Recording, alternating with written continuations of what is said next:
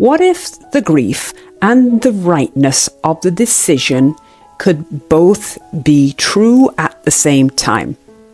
Not one cancelling out the other.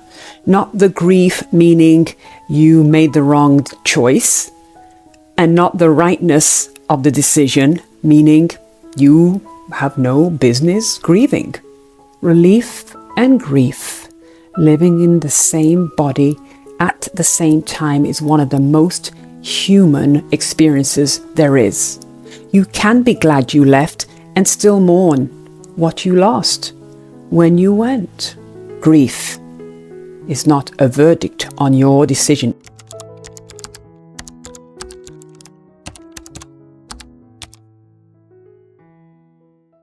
You made the right decision. You know that, and you have always known that. And the people in your life keep reminding you, just in case you forgot, that you wanted this, that you made the right call, that this was your choice, and you know that it's not the question. That is not the question. The question is why it still feels like this. Why a decision you made correctly, clearly, consciously, deliberately is sitting in your chest like a loss you are not allowed to name. Why you can know something was necessary and still feel the absence of it like a wound. That is what we are talking about. That's what we're going to talk about today, because I think you have been waiting for someone to say, yes, what you are feeling makes sense. And you are allowed to feel it. Stay with me. Let me be specific about what this looks like. You left something, maybe a marriage, maybe a career that you had outgrown so completely that staying was making you someone you didn't recognize. Maybe a version of yourself, a life, a set of choices, an identity that had stopped fitting. And you left it, not impulsively, not without thought. You thought about it for longer than anybody will ever know. And you weighed it, you sat with the discomfort of the knowing for months, maybe even years, before you finally made the move. And then you moved. And it was the right thing. You still believe that. And you are still grieving it. And here is the part that makes it harder than it needs to be. Every time you show even a trace of that grief, a quiet moment, a sad day, a pause, when someone asks how you're doing, someone in your life says it with kindness, usually, with the best of intentions. But you wanted this. You made the right decision. You chose this. And they're not wrong. But something about it, hearing it, makes the grief worse. Not better, worse. Like the fact that it was your choice means you forfeited the right to feel the loss of it.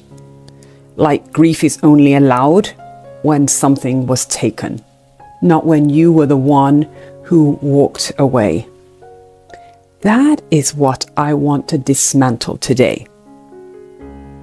What if the grief and the rightness of the decision could both be true at the same time?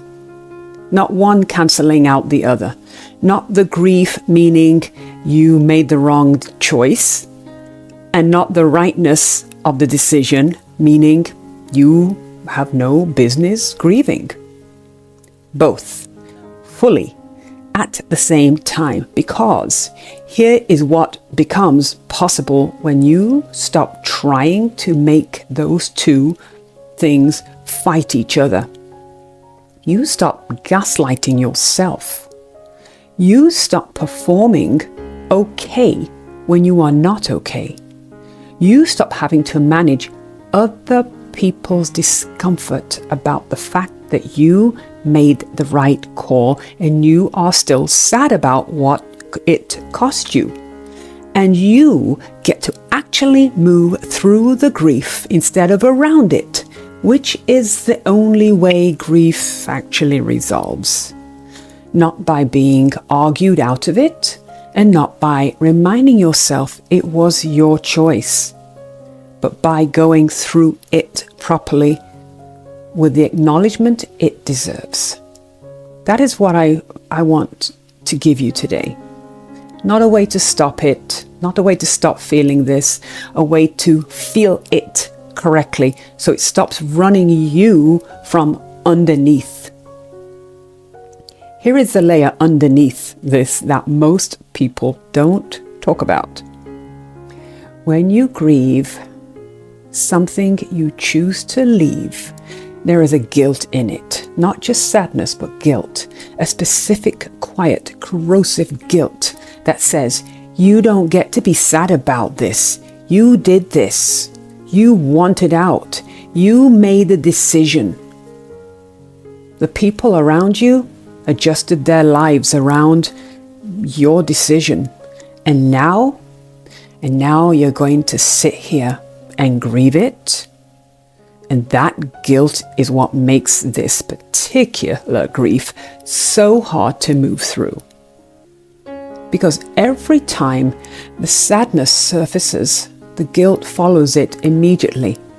And you end up spending your energy managing the guilt instead of actually processing the loss. And underneath the guilt, sometimes there is something even harder. Relief. You feel relief that you left, and you feel grief, and it's gone. And those two things sitting next to each other feel like they shouldn't be able to coexist. Like the relief means you didn't really love it, or the grief means you made the wrong choice. Or feeling both at the same time means something is broken in you. Nothing is broken in you.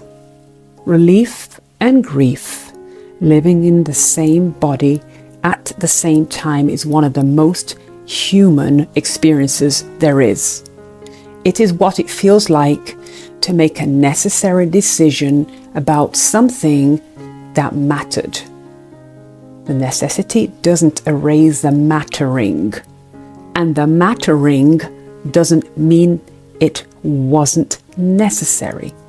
You can be glad you left and still mourn what you lost when you went. Here is a reframe I want to offer you. Grief is not a verdict on your decision. Read that again. Grief is not a verdict on your decision. It is not evidence that you were wrong. It is not your subconscious telling you to go back. It is not weakness or instability or proof that you can't handle the life that you've chosen.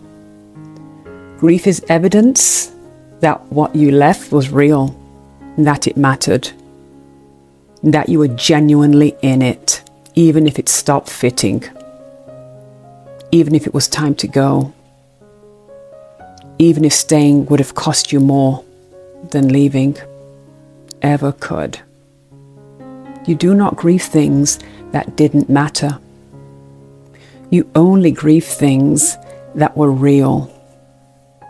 And when you let the grief be what it is, not a sign you made the wrong choice or decision, just an honest response to a real loss, something loosens and you stop fighting it. You stop needing to justify it. You stop having to explain to people why you're sad about something that you chose. You just need to let go of. Both are true, both the things, the rightness of the decision and the weight of the loss. And you move through it properly which is the only way to actually come out the other side. Here are 2 things I want you to try. First, stop explaining your grief to people who want to fix it with logic. When someone says, "But you wanted this," you do not have to argue with them or convince them or make them understand. You can just say, "I know," and leave it there. You are not looking for their permission to feel this. You don't need it. The grief does not require justification. It requires space. Give yourself that space, even if nobody else is giving it to you. Second, separate the decision from the loss, deliberately and consciously. The decision was right. Hold that. You don't have to stop going over it every time the grief surfaces. And the loss is real. Hold that too. You don't have to promise anything to protect yourself. Just sit in that decision. And that helps too. 2 separate sentences. This decision was right because you gave it a name now, and the loss is real, and name that too. And let them both sit next to each other on the page without one cancelling the other out, because that is what you have been trying to do in your head for however long this has been going on. Hold 2 true things that feel like they contradict each other. And that is exhausting to do without any structure. Give it structure. 2 sentences, both true. Neither one erasing the other. And then give yourself permission to grieve it. Not forever, not as a way of life, but properly, as the real loss is, because you cannot move forward from something you haven't allowed yourself to properly leave. You left the thing. Now let yourself leave it. If you have been carrying this, the specific weight of grieving something you chose, the guilt of feeling sad about a right decision, I hope something in this gave you a little room to breathe. And if you are in the grey in between right now, you left something and you haven't quite arrived anywhere yet, and you wanted to talk about what that actually looks like to move through, and come and find me. I'm here.